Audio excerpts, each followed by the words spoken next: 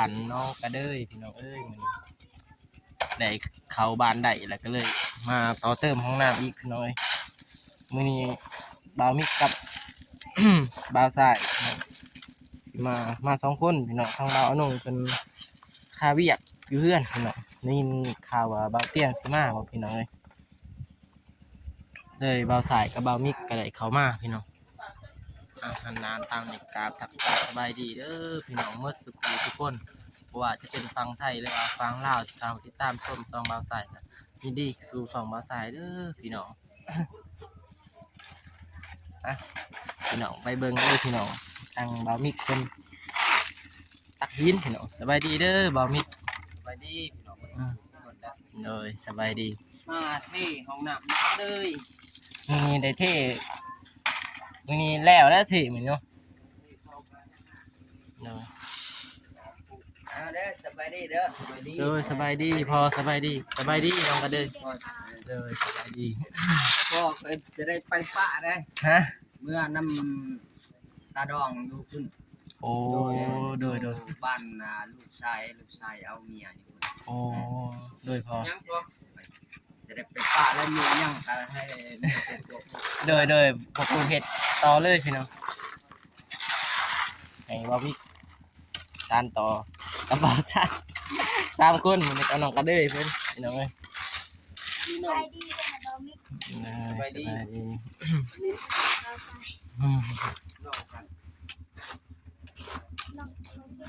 น้องทิพย์ประจันบ่ได้มามื้อนี้บ่คลำเป็นได้พ่อแม่แม่เป็นเอาพ่อแม่อยู่นั่นเลยทำนั้นแต่มันใกล้กันแล้วเป็นกันนะดีใจกันวันนี้ไปพูนเลยโอ้โดย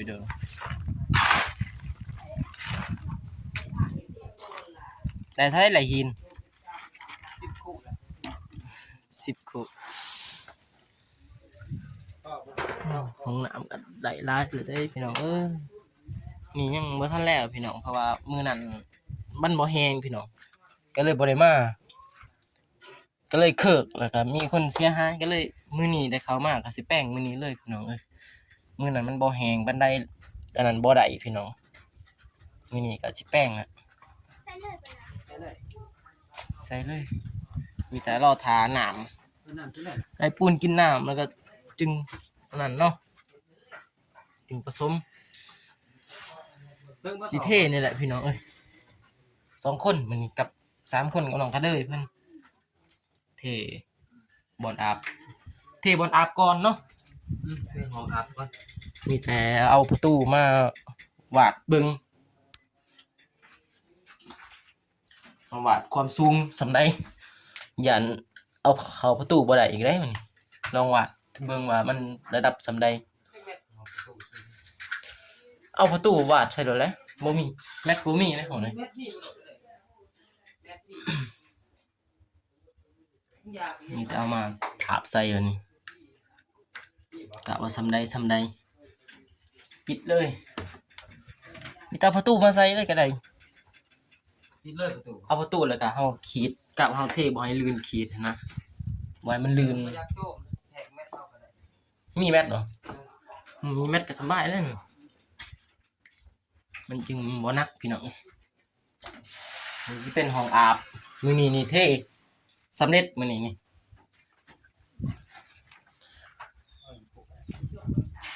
ให้ปูนกินน้ำก่อนหอยล่นเลยโอ้ล่นบ่คุณมันออกทางคุณนะน้ำออกทางคุณนะ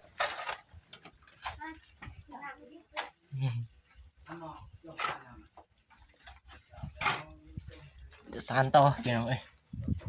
แต่เขามาก็มันใช่แล้วว่าอยู่ดอกพี่น้องเพราะว่ามันเขิกเลยจักมือเอาเขิก3 มือเนาะทางบ้านน้องกระเดยเพิ่นคล่ำเลยบ่ได้เข้า4 มือเนาะก็เลยบ่ได้เข้ามา4 มือพี่น้องมื้อนี้จึงได้เข้ามา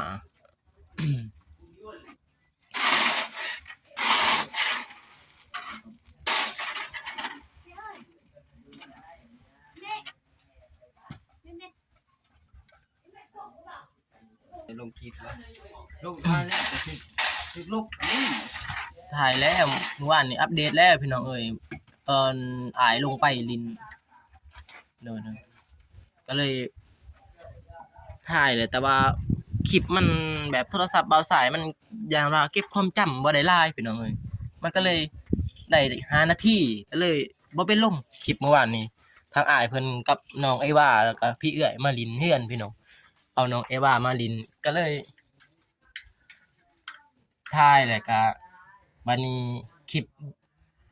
มันตัดเองได้แต่5นาทีมาเบิ่งตอนที่ถ่ายหันยังเห็น มันจะสี ยังเห็น10ปลายนาทีบัดมาเบิ่งกำลังบ่เห็นอ้าวก็เลยบ่ได้อัปเดตลงซ้ำเมื่อวานนี้พี่น้องเอ้ยก็ขอโทษขออภัยเด้อพี่น้องที่บ่ได้ลงคลิปเมื่อวานนี้อายลงมาลิ้นเฮือนก็เลยบ่ได้ เอาลง ตั้ง ฮะได้มันเป็น ตู้ซูม แต่ตัวนี้ต่ำ มีตั้งมึงแบบมึงตั้งมันลูกโหดตั้งจะได้มึงสิได้ตั้งไม่ติดประตู ตัด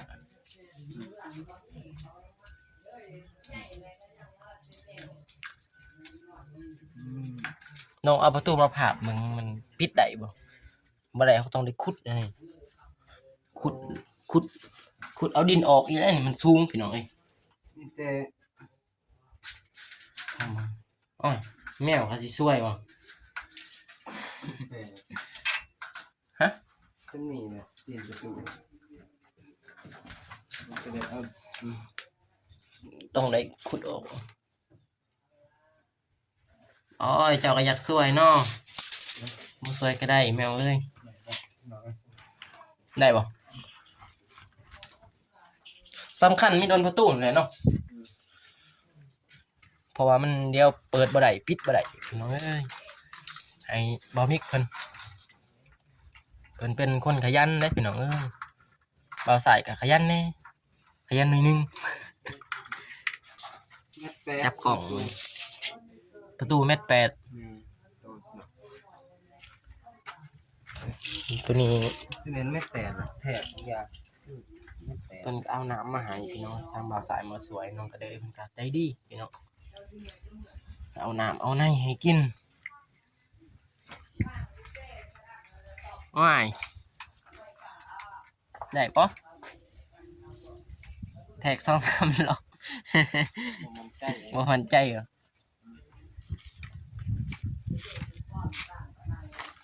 เอาให้มันใจได้เพราะว่าประตูนี่แหละคันบ่เป็นปิดนี่ หมดเลยเด้เนาะ ไม่แตก เม็ด8เหรอเม็ด8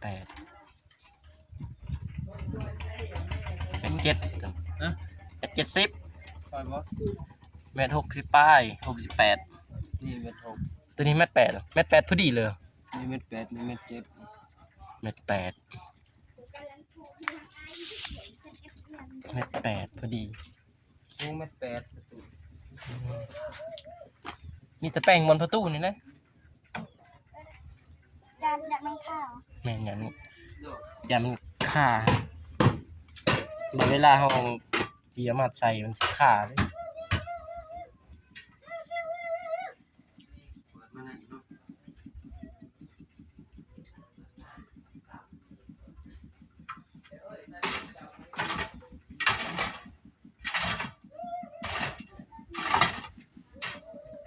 เจ้าก็คุมาตักออกก่อน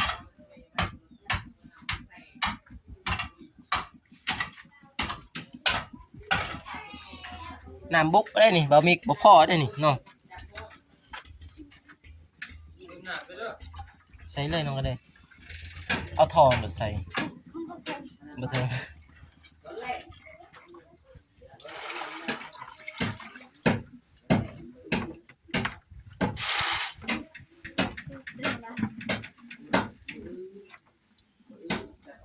มันกินน้ำลาย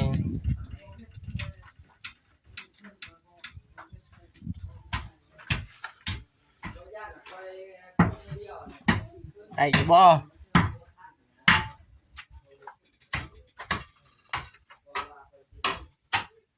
มีผ่า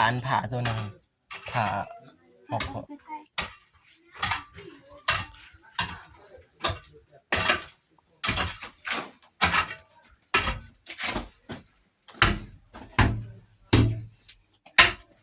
แน่นๆเลย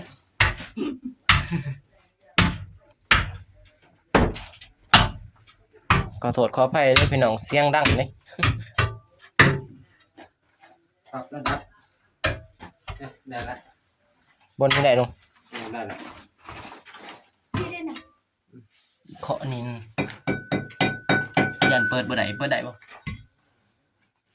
เปิดมาทางพุ่นเนาะสบาย เปิดมาเบิ่งนี้ เปิดโอเค เปิดมาเบิ่งนี้ อืม